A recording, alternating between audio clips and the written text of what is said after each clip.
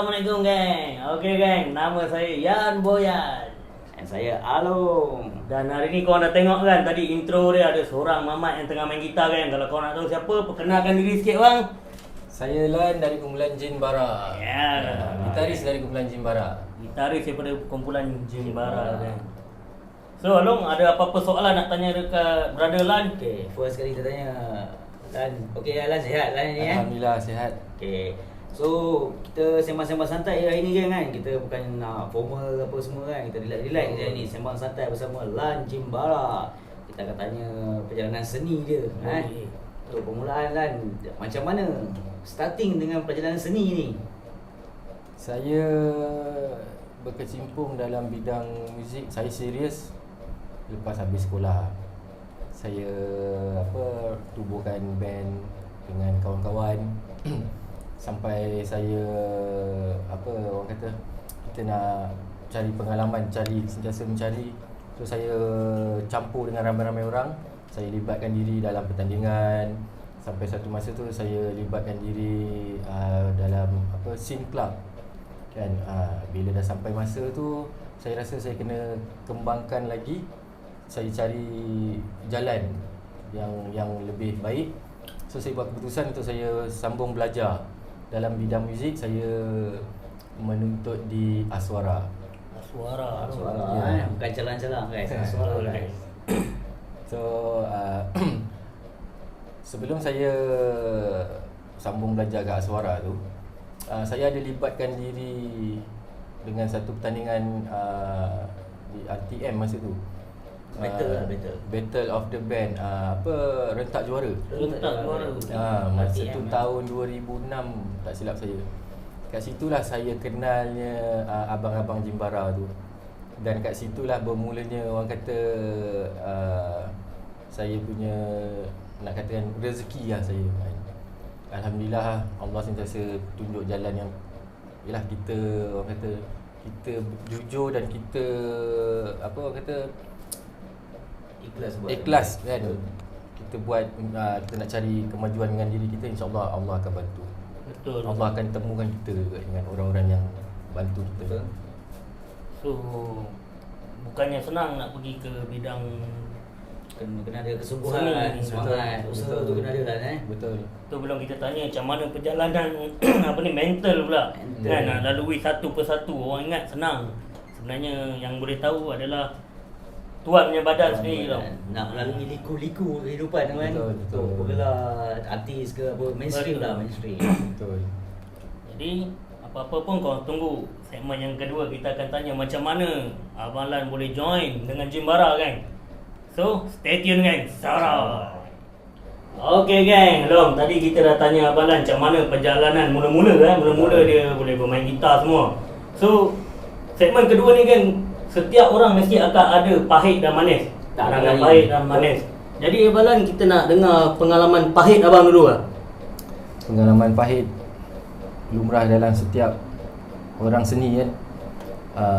Pengorbanan dia dari masa kan, kita fokus dekat muzik tu, nak berjaya tu kita korbankan kerja, kita korbankan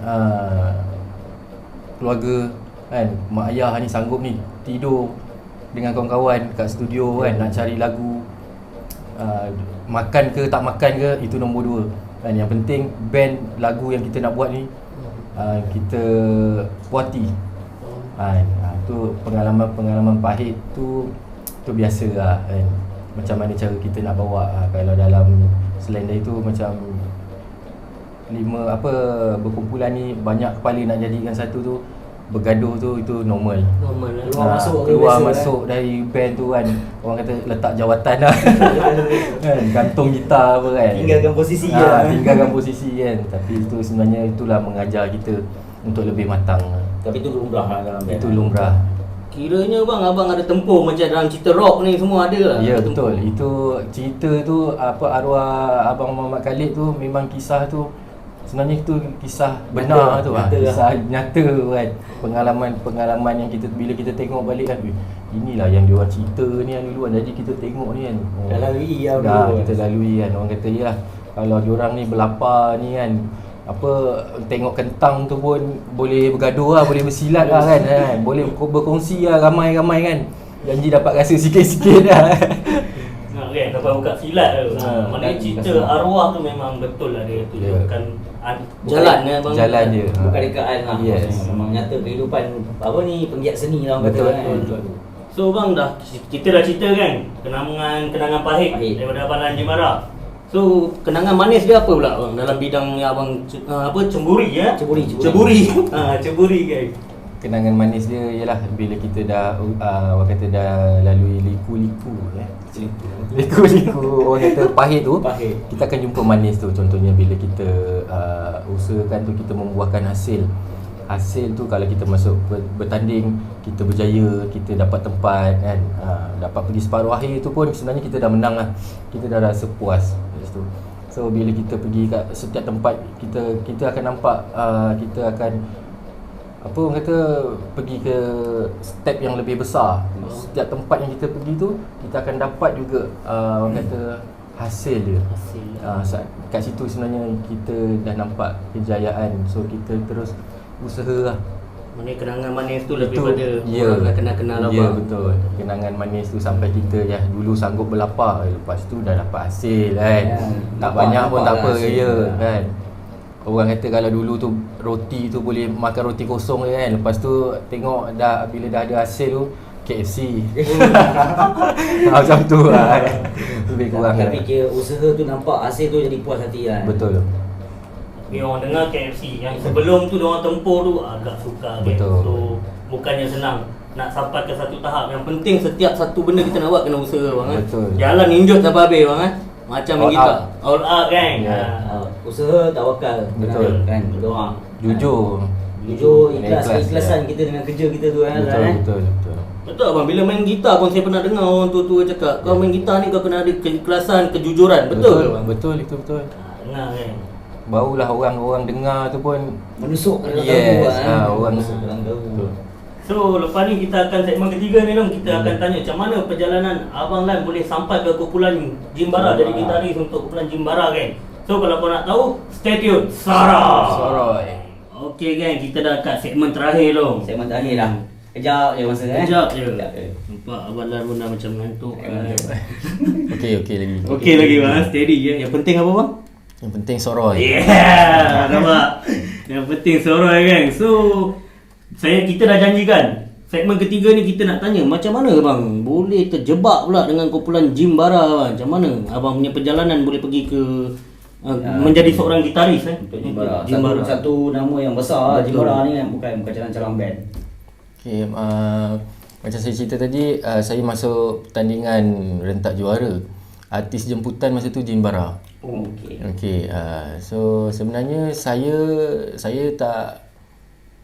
orang kata saya tak orang kata tak say hi kat diorang pun sebenarnya, tapi kita respect lah kan. Kita nampak sebab kita pun tahu dia pun datang buat kerja, kita pun datang buat kerja sebab saya fokus dengan band saya masa tu. Kita ketua kan.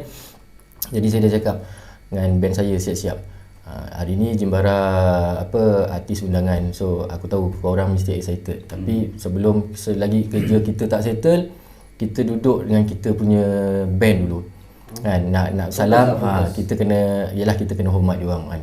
Orang yang otai lah kan, artis kan. Jadi satu masa tu waktu saya band kita orang nak start live masa tu, saya betul-betul kat belakang tirai. Tunggu iklan dia, tirai buka tu masuk. Sebelum iklan tu saya dengan Cepot kebetulan masa kita orang ready nak masuk tu, Cepot sebenarnya kebetulan berdiri depan saya. Abang Cepot ni. Abang Cepot ni adalah seorang anggota kumpulan Jimbara. Jimbara ya, Abang Cepot yang nyanyi lagu Cinta Pantai Merdeka. Cinta Pantai Merdeka kan. Ya. Jadi masa itulah saya orang kata kita ambil kesempatan lah kan. Saya cakap kat dia, masa tu saya dapat berbual dengan dia, bang doakan kami semoga kami ada peluang untuk pergi ke next. So saya cakap itu je. Dia kata abang dah tengok dah kau orang punya rehearsal tadi, kau boleh pergi. Dia kata Abang Cepot ni dah usah. Dia dah rupanya kat situlah ialah bila kita dah dengan dia baru dia cakap waktu tu lah sebenarnya abang dah nampak kan, dia kata kan abang mungkin dia berminat lah, berkenan ke apa kan. Ya. Alhamdulillah mungkin rezeki saya dalam ramai-ramai tu. Jadi sampai satu masa tu nak jadi cerita lah, ini orang kata hikmah dia kan. Masa saya tengah live, gitar saya yang selama ni tak pernah buat masalah jadi masalah. Waktu tengah battle tu? Ya. Masa tengah live tu, gitar saya problem, tak bunyi. Kan, tak bunyi dan mengganggu ni tengah live ni, dah start ni kan. Dah orang kata dah live ni. Jadi gitar saya tak bunyi sampai ganggu muzik lain sebab bising lah kan. Dah mengganggu, tak tahu apa sebab dia. Jadi sampai ngam-ngam memang dia bagi kita masa dalam berapa minit, 10 minit kot. Jadi ngam-ngam masa part solo kan, saya lead gitar masa tu. Part solo tu tiba-tiba gitar saya okey. Jadi saya terus masuk part saya habis solo tu gitar saya problem lagi. Dia bagi part solo tu Dia bagi tu je. Dia bagi dia bagi kau tunjuk tu je. Dah. Lepas tu dah habis. Sampai ke sudah saya tak main. Betul-betul macam ada kata seberang tambak angka jangan hampir kepadanya. Tapi dia dia memang nak tunjukkan aura solo tu. Ya, tak tahu lah rezeki Allah kadang-kadang kan. Betul. Setiap kejadian tu Allah dah ada hikmah dia tu. Tak sampai speaker pecah balik ke apa kan. Ya, betul ya. So selepas kejadian tu waktu tu, jadi habis tu band saya ni macam dia pandang saya, yalah, dia orang kata silap kita lah ni tak pergi ni sebab kau ni sebab kan? select kau ni sebab select aku ni kan. Saya yang best tu family saya ni rekod dekat Johor kan. Kita orang live dekat ATM KL masa tu. Saya dengar suara ayah saya. Aku dah cakap gitar ni kau buang dekat sungai kan. Jadi lepas habis tu saat kita orang keluar, Cepot dia datang kat saya. Dia datang kat saya, dia kata, "Dik, kau jangan risau, kau mesti ada peluangnya." Jadi kita tengok abang ni betul ke tak betul ni kan, dia cakap dengan kita kan. Pasal aku ni muzik band aku hancur ni dekat itu kan. Jadi kita pun macam orang kata abaikanlah, dia cakap. So saya pendekkan cerita, masa akhir tu nak bagi keputusan, band yang pergi memang rezeki band saya. Waktu tu final ke apa bang?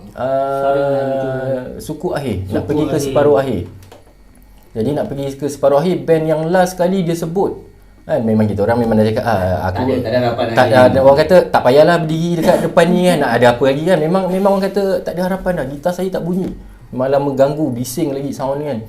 Jadi tiba-tiba dia sebut band nama band kita orang masa tu. Kita orang diam. Betul ke band ni? Lepas tu kita tengok peserta-peserta lain ni tengok kita orang ni kan. Pengacara tu announce lagi sekali band kita orang ni kan yang pergi kan. Betul-betul tak sangka. Saya kepala otak saya memang cari siapa? Abang Cepot.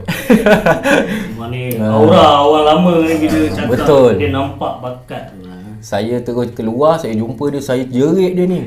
Saya jerit, masa saya jerit dia pun jerit dia jo. Kan abang dah cakap kan, kau mesti pergi punya. Saya datang ni salam ni tak nak lepas ni. Itulah orang kata hikmah dia. So nak sampailah. So kita orang kata dah habis, dah selesai kerja. Saya masa tu main club masa tu kat Johor, kontrak kat Johor. Jadi saya kata saya kena balik juga malam ni. Jadi kita orang settlekan dengan ATM. Orang kata ambil payment lah kan. Band luar semua dia dibagi payment. Masa saya tengah tunggu queue tu, tiba-tiba ada orang cuit saya. Saya tengok Abang Cepot. Padahal abang ni kan, dia memang berkenan betul lah. Dia kata dia cuit saya. Dia kata, "Adik, bagi nombor telefon." Saya macam apa lagi sekali orang tu kan tidak kan. Apa lagi sekali abang ni nak bagi aku ni. Tu bagi nombor telefon. Biasanya aku yang minta dia kan. Kita nak minta kita segan kan. Jadi kita pun bagi kan. Mungkin kat situlah sebenarnya perkenalan kami. Sampai penerbit masa tu, penerbit tak silap saya Cik Syida masa tu, dia penerbit tu sendiri datang kat saya. Dia cakap, Cepot datang kat awak dia kata kan. Biasanya awak yang datang kat dia kan. Ni dia datang kat awak ni, ini lain macam ni kan. Dia kata. Saya cakap tak tahu tak kan, mungkin yalah ada rezeki kot kayak gitu kan. Kita saja sembang tu. Rupanya itulah sebenarnya. Pernah terjangka tak bang? Pernah terfikir waktu abang Cepot tu minta nombor telefon tu, pernah terfikir tak yang abang akan menyertai kumpulan Jimbara, ataupun abang fikir dipanggil sekadar untuk sessionis? Saya hanya terfikir macam sekiranya dia nak ada kerjasama dengan band saya ke, Okey, kan? collaborate. Ataupun yalah Projek projek sebab kita fikir kita ni masa tu budak, saya masa tu 21 22 Muda macam tu. lagi. Jadi lepas tu kita fikir apa hal, takkanlah gitaris nak sampai ada 3 dalam satu band kan. Tak mustahil lah. Yalah, rupanya dia ada cakap dia nak standby sekiranya yalah ada apa-apa ke apa kan, dia nak session ke apa je. So sampailah satu hari tu saya di-invite join untuk official gitaris Jimbara. Jadi official join Jimbara tu tahun berapa tu? Itu tahun yang saya tahu lah masa tu. Sepatutnya dia nak panggil saya tahun 2009 kalau dia call saya lah kan. 2009. Jadi waktu tu 2009 tu saya nak sambung Aswara. Saya nak sambung belajar masa tu. Saya belajar. Jadi so saya cakap kat Abang Cepot, bang, alhamdulillah bang, saya dapat apa orang kata dapat belajar kat Aswara, saya ada kat KL, so saya ada lah dengan abang kan. So contohnya kononnya kan, Harap dia panggil lah. dia panggil kan. So masa kat Aswara tu kita tak tahu bila dia dengar kita nak belajar masa tu. Rupanya dia ada azam macam okey aku tak nak ganggu kau habiskan belajar dulu.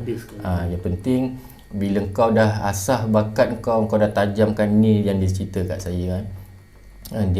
Aku nak kau fokus kat belajar supaya bila kau keluar nanti kau boleh bagi satu sentuhan. Satu sentuhan, satu impak ataupun satu ilmu yang boleh kita serapkan dalam Jimbara punya muzik. Itulah tujuan yang dari itulah benda yang disampaikan kat saya waktu tu. Sebab saya tanya, selama saya kat sana kenapa abang orang kata saya ada kat sini kat KL ni abang tak ada pula panggil kan. Rupanya dia tak nak ganggu saya punya belajar, dia nak saya fokus. Profesional lah. Maknanya Abang Cepot ni pun bukan kaleng-kaleng lah orang kata, sebab apa dah? Sebab kesabaran dia. Betul. Untuk saya sebab dia dah masa sama, abang rasa dia bila dia uji abang macam tu, adakah abang makin semangat untuk nak belajar, nak ambil ilmu-ilmu yang apa yang abang sambung belajar tu? Itu dah mesti lah kan. Sebab dia mengajar kita tu bukan untuk lebih baik, lebih bagus, lebih sabar. Malah dia nak ajar dan nak tunjukkan kita lebih matang sebenarnya. Baik Abang Cepot Betul guys, orang cakap rezeki tak salah alamat. Walaupun kita punya part solo je, tapi kalau Allah kata tu rezeki dia kan. Betul. Betul. Sebab tu dengan hasil abang bermain waktu sampai battle ada ujian macam tu semua. Dan ni hasil abang sekarang abang dapat. Dan sedikit banyak kita nak tanya sikit dong.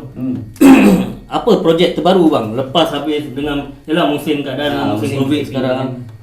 Apa projek terbaru bang? Okey, untuk pengetahuan, Jimbara sekarang tengah siapkan dua lagu baru lah.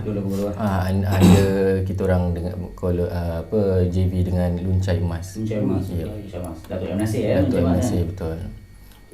So thank you banyak-banyak abang sebab luangkan masa dengan kita orang. Sama saya and share pengalaman abang. Mungkin abang dalam bidang gitaris dan kita orang dalam bidang YouTube, mana tahu dengan abang bercakap ni lebih semangat lah kita untuk buat satu benda akan jadi lebih smooth abang. Kita akan usaha sampai ke puncak juga macam mana abang sekarang dah berjaya. Boleh. Dah satu kan? Ya belum. Bagi nasihat semangat sikit untuk yang mana gitaris muda ni kan yang nak jadi macam kita nak masuk ke mainstream lah kan. Okey, apa orang kata, setiap benda yang kita nak buat ni kita kena buat dengan yakin. Ya. Kita kena yakin, kita kena tekad kan. Kita kena ada satu target, kita kena percaya dengan diri kita, dengan kebolehan dan anugerah yang Allah bagi. Janji kita dekat jalan yang betul. dan kita kena orang kata hormat sesama musician kan, sesama supaya betul, supaya kita ni orang kata lebih orang senang dengan kita. Itu penting lah pada ilmu kan. Betul, sebab muzik ni takkan pernah habis ilmu dia kan. Jadi kita sentiasa belajar dan bertanya kan. Itu dia lah nasihat saya. Disiplin bang. Disiplin tu nombor satu. Disiplin. Bukan senang-senang ni. Betul. Kepala batu tu dah boleh buang lah. Kesungguhan tu lah. Ya betul. Hormat sama-sama. Cakap bercakap kosong ni tak ada kan. Tak ada. Tik kosong tak bunyi ni. Betul. Jadi guys, nasihat daripada Lan Jimbara guys. Gitaris kan, siapa-siapa yang rasa berminat untuk berkecimpung dalam jadi macam mainstream macam Lan ni kan, untuk ke platform seni lah kan. Jadi boleh pakai lah nasihat ni kan. InsyaAllah. Dan selain kalau diorang ada yang nasihat-nasihat Abang Lan tu, maknanya dekat ilmu seharian kehidupan kita. Maknanya dalam hidup ni ada kejujuran, keikhlasan, kesetiaan, hormat. So geng, mungkin sebelum ni korang just dengar nama kumpulan Jimbara, tapi segmen kenapa ada segmen santai Soroi santai. Soroi santai geng. Apa maksud tujuan kita membuat macam ni? Kita menghargai orang-orang yang berada di mainstream. Mungkin korang pun yang tengah tengok ni mungkin pernah dengar nama ni Lan Jimbara tapi tak pernah tengok rupa. Kan? So kita bawakan Abang Lan daripada kumpulan Jimbara. InsyaAllah abang lepas ni kalau macam kita orang nak pergi sembang pula dengan Abang Cepot semua satu band daripada kumpulan Jimbara, boleh tak abang? Dialukan kan. Saya mengalu-alukan kedatangan Along kan dan tim Unite Clan kan datang.